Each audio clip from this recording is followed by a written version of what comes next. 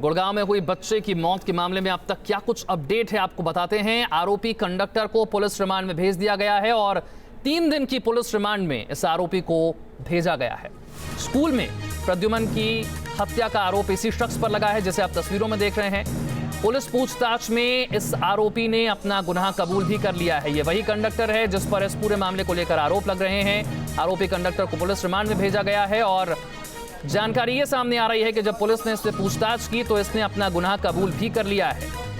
इसी वारदात को लेकर स्कूल के बाहर घंटों तक हंगामा हुआ। जो बच्चों के अभिभावक थे वो वहां पर मौजूद रहे। उन्होंने विरोध किया कि स्कूल के भीतर आखिर बच्चे की हत्या कैसे की जा सकती है। ये तस्वीरें आप देख रहे हैं किस तरह से स्कूल के बाहर बड़ी संख्या में अभिभावक जमा हुए थे और ये वो आरोपी जिसे पुलिस रिमांड में भेजा गया है और पुलिस पूछताछ में इसने अपना गुनाह कबूल भी कर लिया है। आरोपी कंडक्टर को पुलिस रिमांड में भेजा गया है। इसके अलावा मैनेजमेंट के खिलाफ एफआईआर दर्ज की गई है। 3 दिन की पुलिस रिमांड में इस आरोपी को भेजा गया है। ये तस्वीरें आप देख रहे हैं, यही वो आरोपी है।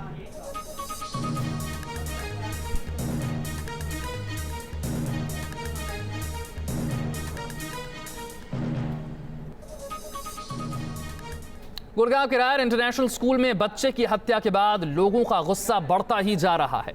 आरोपी कंडक्टर ने न सिर्फ अपना जुर्म कबूल कर लिया है बल्कि उसे पुलिस ने गिरफ्तार करके 3 दिन की रिमांड पर भेज दिया है।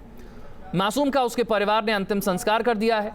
अभिभावक बच्चों की सुरक्षा का हवाला देकर इस मामले की सीबीआई जांच की मांग कर रहे हैं। बच्चे के घर में मातम पसरा हुआ है। ये 3 तस्वीरें आप देख रहे हैं किस तरह से अंतिम संस्कार किया गया। इंसाफ का इंतजार अब भी है जबकि मासूम के घर में अब मातम पसरा है।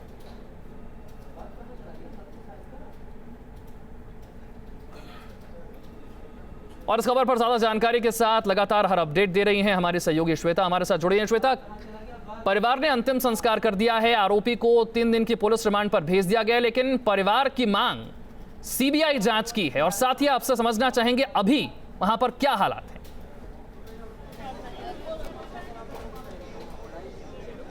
जी विशाल, मैं आपको बता दूं कि यहाँ पर लगातार लोगों का हुजूम बढ़ता जा रहा है क्योंकि गुस्सा बहुत ज़्यादा है लोगों में और ये बिल्कुल इस बात को मानने को तैयार नहीं है कि कंडक्टर ने ये हत्या किया, बल्कि इनको लगता है कि इसके पीछे कोई और ही साजिश है। अभी तुरंत स्कूल एडमिनिस्ट्रेशन ने हमारे चैनल को अंदर बुलाया था बातचीत करने के लिए, तो हमारे सहयोगी अंदर गए थे। जैसे वो बाहर आते हैं तो वो अपडेट भी हम आप तक पहुँचाएंगे, लेकिन कुछ लोग हमारे साथ यहाँ पर जो लगातार प्रोटेस्ट कर रहे हैं उनसे बात करते हैं। क्या मांग है आपकी? मांग ये है कि पूरी जांच होनी चाहिए इसकी और पहले जैसे सारे लोगों को गिरफ्तार किया जाता है, पूछताछ होती है। मैनेजमेंट का कोई भी एक बंदा अगर गिरफ्तार हुआ हो तो वो बताएं मुझे। कंडक्टर गिरफ्तार हो गया है? वो कंडक्टर गिरफ्तार होने से क्या, वो तो छोटा सा मोहरा बनाया जा रहा है उसको, जहाँ तक मेरा मानना है। लेकिन मैं पुलिस को जानना चाहता हूँ कि वो क्या जांच कर रही है, देश का शासन क्या जांच कर रहा है। यहाँ पे जितने मंत्रीगण हैं वहाँ पे किसी ने भी एक यहाँ पे आकर यहाँ पे दौरा नहीं किया होगा, किसी ने बताया नहीं कि क्या कर सकते हैं वो, आगे क्या उनका वो है।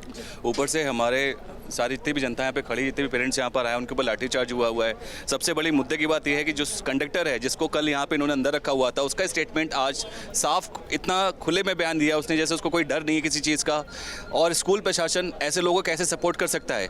कल बच्चे 12:30 से लेके 1.5-2 घंटे रहे, बच्चे अंदर रहे, बच्चों को बाहर जाने के नहीं दिया गया, ठीक है। फिर वहाँ से अंदर से मतलब एक ऐसी भयानक स्थिति बना के रखी हुई है कि पेरेंट्स समझ नहीं आ रहा कि उनको करे तो करे क्या। जी हमारे सहयोगी मोहित जो अभी अंदर गए थे, स्कूल एडमिनिस्ट्रेशन ने उन्हें बुलाया था, उनसे जानते हैं कि अंदर क्या कुछ हुआ था। मोहित, क्यों बुलाया गया था? देखिए श्वेता, अंदर की स्थिति बहुत ही भयानक थी और जो हमने अंदर देखा कि एग्जिट जहां पर बस खड़ी होती है वहां से महज 25 मीटर की दूरी पे बाथरूम था और कोई भी आ जा सकता था। वहाँ पे कोई लॉक नहीं था और वहाँ से बाथरूम के जस्ट बगल में क्लासरूम था और उस बच्चे को अंदर ले जाकर वहाँ पे गला रेता गया है।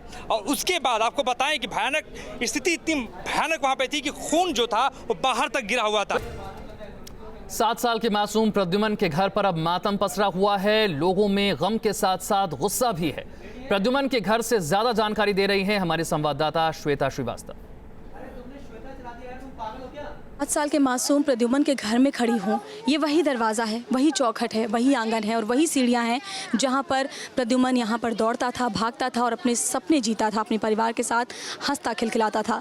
लेकिन आज प्रद्युमन नहीं है, बची हैं तो सिर्फ उसकी यादें और उसकी निशानियाँ। परिवार गमज़दा है और उस माँ का दर्द समझा जा सकता है जिसने अपने नौनिहाल को खो दिया है। उसकी माँ इस स्थिति में नहीं है कि वो किसी से कोई बात कर सके और साथ ही यहाँ पर पूरा परिवार गमज़दा है। स्थिति आप देख सकते हैं किस तरह से लोगों की भीड़ यहाँ पर लगी हुई है और हर कोई बस अब इंसाफ चाहता है प्रद्युम्न के लिए, चाहता है कि उसके गुनहगारों को जल्दी से जल्दी और सख्त से सख्त सज़ा मिले। ना सिर्फ ये परिवार बल्कि इस इलाके के रहने वाले हर परिवार का एक एक सदस्य आज सड़कों पर है, बाहर है, यहाँ पर इकट्ठा है और इस परिवार के गम में शामिल है। और साथ ही उस स्कूल में पढ़ने वाले हर बच्चे के अभिभावक भी एक साथ एकजुट हो गए हैं ताकि प्रद्युम्न को इंसाफ मिल सके। वीडियो जर्नलिस्ट अनूप के साथ श्वेता श्रीवास्तव, न्यूज़ नेशन, गुड़गांव। जिस स्कूल में ये घटना घटी है उस स्कूल के अंदर से और जानकारी दे रहे हैं हमारे सहयोगी मोहित राज दुबे।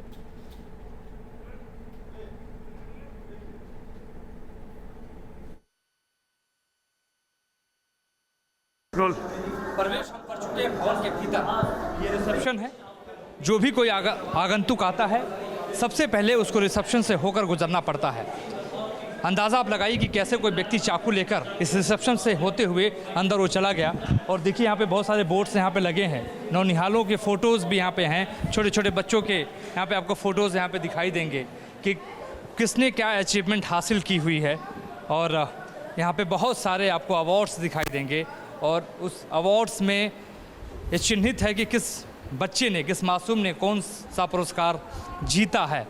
सवाल यही उठता है कि हत्यारा कैसे उस बच्चे तक पहुंचा, क्या सुनियोजित तो नहीं था, एक सवाल है। और सवाल ये भी है कि सीसीटीवी कैमरा क्यों ख़राब हो गया। सवाल ये भी है कि टॉयलेट अलग क्यों नहीं था, क्यों एक बच्चे के टॉयलेट में कंडक्टर पहुंच गया। सवाल ये भी है कि प्रबंधन को इतना वक्त क्यों लग गया जवाब देने में।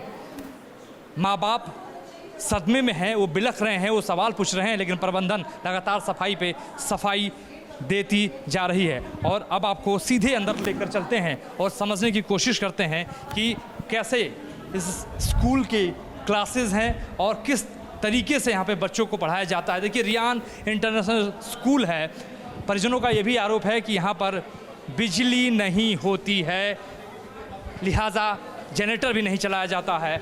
और ये एक क्लास है जहाँ पर बच्चों की पढ़ाई होती है। देखिए छोटी छोटी कुर्सियाँ, टेबल्स यहाँ पर रखे गए हैं और यहीं पर वो बच्चा पढ़ा करता था, यहीं पर वो क्लास लिया करता था। 7 साल के मासूम प्रद्युम्न की मौत के बाद उसकी बहन का क्या कहना है, आपको सुनवाते हैं। हमारे स्कूल में जो है ना, वर्कर्स को पूरी छूट है कि वो कहीं पे भी जा सकते हैं, कुछ भी कर सकते हैं। हमारे स्कूल में एक किचन भी है, लेकिन जब उसका काम होता है या नहीं होता है वो हमेशा खुला रहता है। तो आई एम 100% श्योर कि चाकू वहीं से लिया गया होगा। मैं थी पर मेरे को किसी ने कुछ बताया नहीं और जब घर आई तब पता चला मुझे। स्कूल में आप मौजूद थे उस वक्त? कुछ नहीं, आपको कोई इन्फॉर्मेशन नहीं दी गई? क्लास में किसी भी बच्चे को कुछ? कौन से फ्लोर में है आपके भाई का class? Ground floor. First floor. आपको कुछ पता नहीं? आप लोग साथ में गए थे स्कूल? हाँ, हमें पापा छोड़ के आए थे हमें दोनों को। और उसके बाद आप कब आए घर? 12 बजे। तब आपको पता चला? स्कूल में आपको कुछ भी इन्फॉर्मेशन नहीं मिली कि आपके भाई को चोट लगी है? कुछ नहीं। किस तरह से सुरक्षा को ताक पर रखा जा रहा है बड़े बड़े स्कूलों में, देखा आपने।